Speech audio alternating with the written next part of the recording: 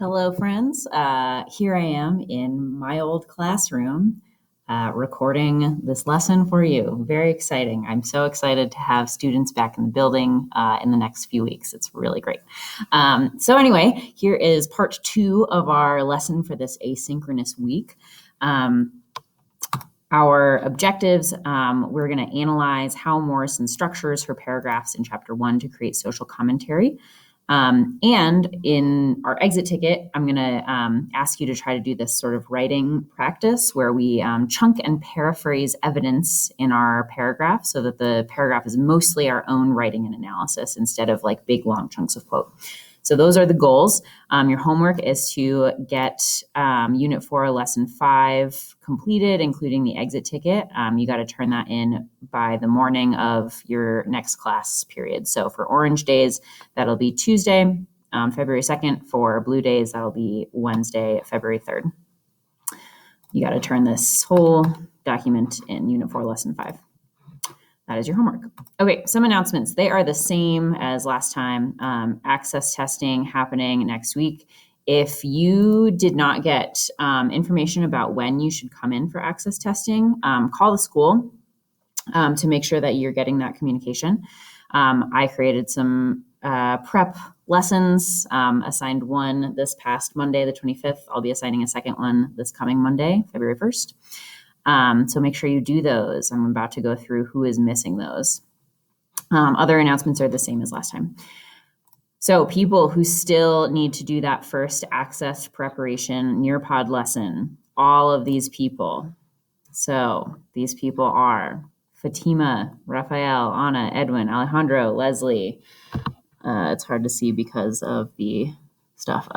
Ruben, Emily, Kevin. Actually, Kevin, I think you did it. You just didn't turn it in on Google Classroom, maybe. Gerardo, Jaslyn, Angel, Alexis, Ambar, Armando, Angel, Kevin, Diego, Junior, Daniela, Carol, Noe, Jose, Joseph, Eric Lopez, David, Leslie M., Sophia, Gracia, Miguel, Fernanda, Anaí, Leo, Tadeo. You need to still join the Google Classroom also. Jose O, Christian, or Giovanni, Natalie, Alberto, Alejandro, Jasmine, Diana, and Anna Karen. And then a few people clicked turn in on Google Classroom, like Jose T. You clicked turn in on Google Classroom, but didn't actually do the Nearpod. So make sure you do the Nearpod, please. It is very important. Those of you who did do it, I just started listening to your responses. You did a great job in general. The ones that I've listened to so far, you're really like giving it your all. I really appreciate that. Okay, so let's just get ourselves set up. Make sure you do the attendance question, which is due at 3 p.m. today. Go ahead and open your Unit 4, Lesson 5 classwork. You should have finished activity number 2. If you did not finish activity number 2, pause right now, do that now. All of these questions, 1 through 7, should be answered. All right, and I am assuming that you paused and answered those questions if you hadn't before, and we're ready to move on. So just a reminder, we are analyzing structure. This is very difficult. It's a really hard skill. So I saw people were really struggling with these questions. That is A-okay. I expected that. I did not expect you to be an expert at this right off the bat. So just a reminder of some questions to ask to analyze structure. And then we're going to look at some exemplar answers to help you get ready for your exit ticket. So structure. We want to talk about the order of ideas and the types of structures used. So like what happens first, second, third, right? What is the author doing in that order, right? Is she giving an anecdote, right? A story? Is she using, is the narrator reflecting from like later on in her life? Is she describing a person or a place in detail, right? These are the moves that the author can make. So we want to get good at identifying those. And then the sort of final step in the analysis is we want to explain the function of each of those components, right? So like, why is the author putting this anecdote in here? Why is the author putting this reflection after this anecdote, right? Why do these ideas come in this particular order? How does this contribute to a bigger idea, like a theme, a characterization, a bigger idea in the text? So those are some questions that you should ask yourself to analyze structure. So again, types of structures, we could be talking about anecdotes, right? A story told from the perspective of when it happened. So when Claudia is talking about when she is sick, that is an anecdote that she is telling from her childhood, right? And in the telling of it, she's kind of telling it as if she's still like young like that, right? Whereas the last part of that section, the last paragraph, is a reflection where she's looking back on that time from as like adult Claudia, right? Looking back and saying, was it really like that? So that's a reflection, right? That's separate from the anecdote. It's a shift in the narration. Description is like when in chapter 2, the narrator is just describing the Breedlove's home in detail. There's no dialogue, right? It's just the narrator describing the home. Dialogue is another structure, right? Characters speaking to one another. That is a choice that an author can make it as like a structure in a novel. Okay, so let's review pages 9 through 12. So here are some responses, exemplar student responses for how these paragraphs characterize the McTeer family. So very busy and hard workers, since the mom's hands are rough. I love that this person picked up on that detail, that the mom's hands are rough, and that like, so she's mean, she's rough, right? But she still loves her kids because she's still caring for them, right? They just work really hard, and it's stressful when a child is sick. These paragraphs show the caring and hardworking mom they have. She's mad at Claudia because she is making her day harder. Right? She's caring, but she just doesn't show it with words. She shows it with the acts, right? The act of caring for her child shows that she loves her, even though she might be yelling at her at the same time. So Claudia gets sick. She feels upset and unloved because they scold her, but she realizes later, right, that this is a type of love, right? They look out for her and care for her. She just doesn't really realize that until later in her life. So, in terms of structure, right, the function of those paragraphs is that they give us an anecdote about her life, right? They give us an anecdote from Claudia's childhood. And what this anecdote tells us is that this is not a very rich family. They have to be working really hard to get money and survive. This is another exemplar answer. And her mom gets mad because they probably can't afford to have her sick, right? So as a character, like to characterize the McTeer family, we have to recognize that, yes, they are kind of like rough and harsh, but they still love their children. They're just, stressed out by the stresses of living in poverty. Right. So we have this quote here in paragraph 3, which provides context for that. It says, how, they ask us, do you expect anybody to get anything done if you all are sick? Right. So it just creates this extra stress. And then there's a shift, right? So thinking about structure, we have that anecdote. We have the anecdote of when Claudia is sick and she feels unloved. And then we have that last paragraph in the section where she asks, but was it really like that, as painful as I remember? And then she remembers that there was love, right? Love, thick and dark as a lag of syrup, eased up into that cracked window. It coated my chest along with the salve. So when I think of autumn, I think of somebody with hands who does not want me to die. So she's acknowledging in this reflection, so this is the shift to a reflection from later in her life, that in fact her childhood did have love, right? It was not all bad. And she had to just reflect on that later in life to realize it, right? So for question 5, the function of that paragraph is to provide a reflection on a childhood experience, which kind of completes the characterization of the family as hardworking and impoverished, but loving in its own way. Okay, so I want you to stamp what we just went over. If you need to rewind and rewatch, please do. What is the structure of pages 9 through 12, right? That story of Claudia, right? What does Morrison do first in this episode? And then how does it shift? How does the narration shift? And how does the structure work to characterize the McTeer family? So go ahead and answer that question now. Okay, so we're going to do the same thing. We're going to review the last section that I asked you to look at, so pages 19 through 21. So first we have which a few people missed in their sort of summary. This first paragraph of that section, Frida brought her 4 graham crackers in a saucer and some milk in a blue and white Shirley Temple cup. And then Frida and Piccola are having a loving conversation about how cute Shirley Temple is. And Claudia doesn't join them. All right. She hates Shirley Temple. She wants Bojangles to dance with her, not this white girl, right? One of those little white girls whose socks never slid down under their heels. Right. So that's what happens first. And then there's a shift structure. There's a shift to another story, another reflection, another story from her childhood about dolls, right? Where she has this desire to dismember this white baby doll that she gets, right? To find the beauty, the desirability that had escaped me, but apparently only me, because everyone else, all the world, had agreed that a blue-eyed, yellow-haired, pink-skinned doll was what every girl child treasured. So I want you to think for a second. What is the connection between her hatred of Shirley Temple, Claudia's hatred of this little white girl, and her hatred of this doll that she gets for Christmas, right? Why does Morrison put these two ideas side by side? What's she trying to show us, or what's she trying to say with these two sort of stories?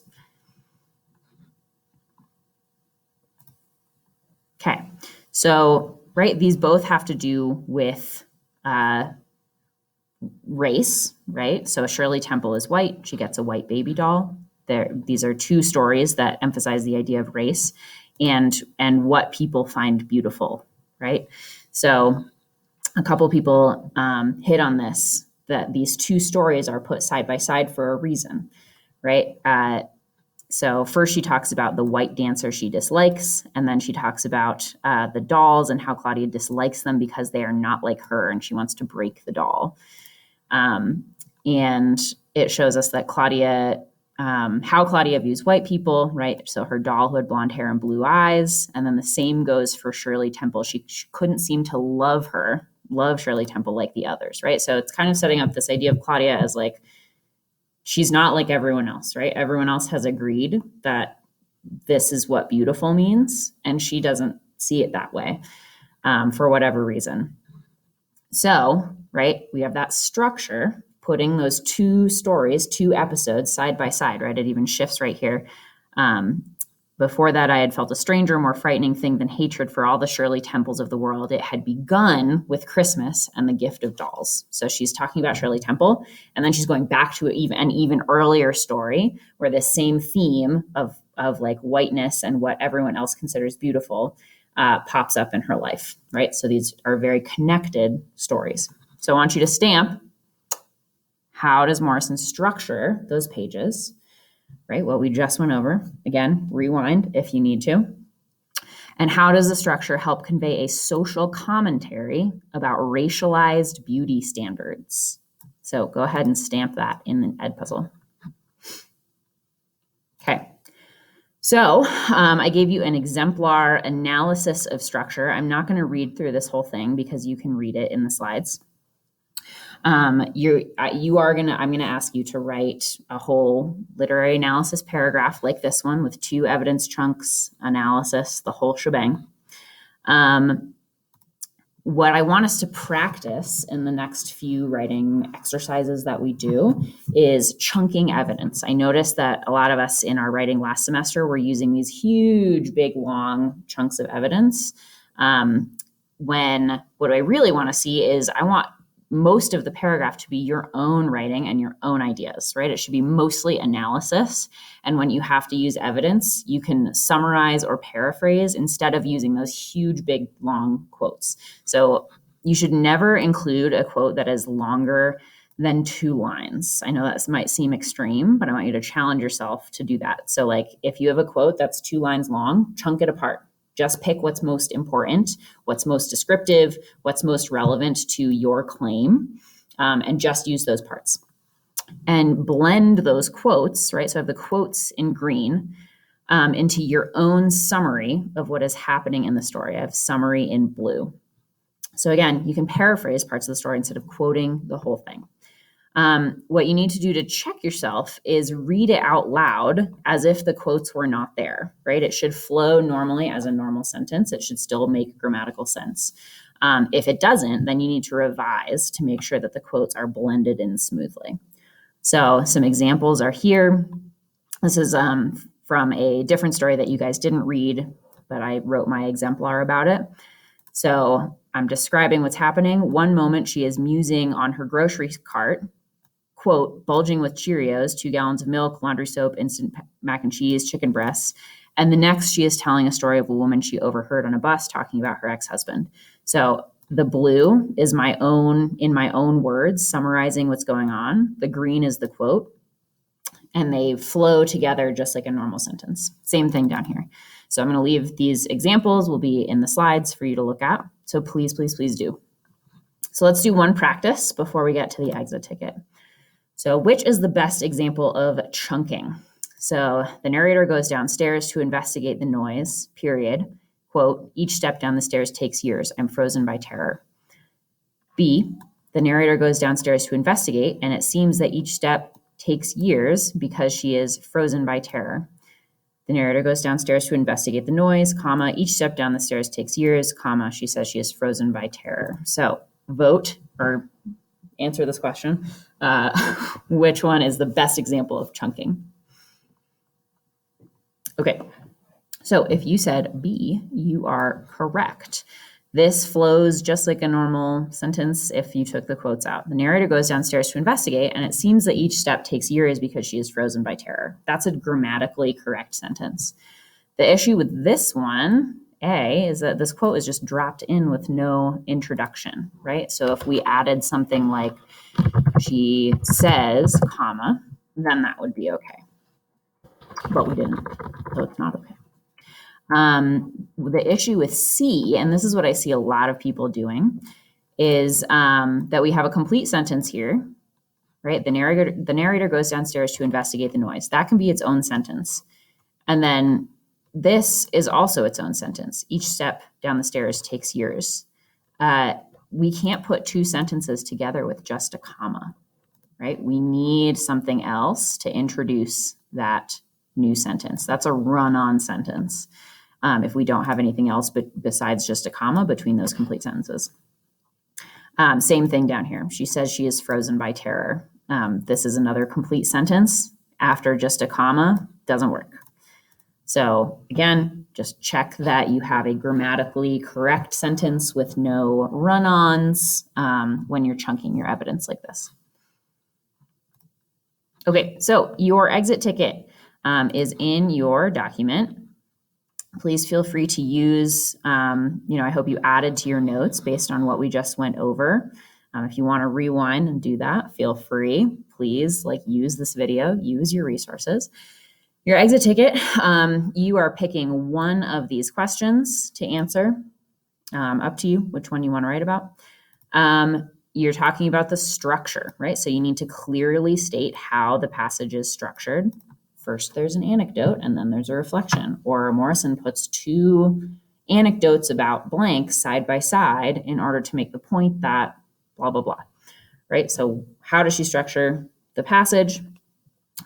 Support that statement with at least two different pieces of evidence from the text, and then analyzes how the evidence and structure convey the social commentary or characterization. So the bigger idea of what the structure is getting across. So you're going to write that here. If it helps you to color code it, feel free. You are not required to. And that is that. I don't want you to spend more than about 25 minutes on this. You should be able to use your answers to these questions up here and use the video to help you write this paragraph. Please try to chunk your evidence like we just went over. So instead of just putting big quotes, long chunks of quote in your paragraph, try to chunk it apart like we looked at there. All right, and that is all. Have a great rest of your day and a great weekend, and I will see you next week.